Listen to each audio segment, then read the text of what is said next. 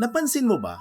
Si Jesus bihirang nagsabi ng accept me para makapunta ka sa heaven someday.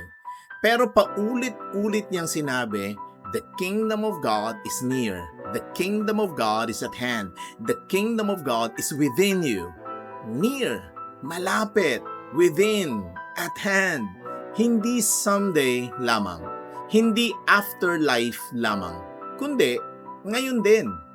Minsan kasi nagiging masyadong maliit yung pagtingin natin sa gospel. Parang ang goal lang ay makatakas sa mundong ito, makaalis na. Pero si Jesus, dala niya ang kingdom of heaven papunta dito sa lupa.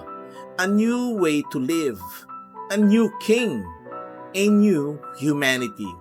Kaya ang forgiveness hindi lang church word, kingdom culture. Loving your enemies, kingdom culture. Helping the poor, kingdom culture. Helping broken people, kingdom culture. Biglang yung ordinary moments ng buhay, nagiging holy.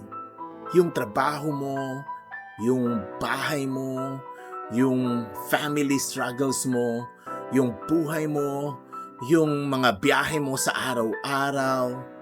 The kingdom wants to enter all of it. Kasi ang gospel hindi lang someday na aalis ka dito. Ang gospel ay the king has returned. Kapag dumating ang tunay na hari, alam mo, everything changes. Everything changes.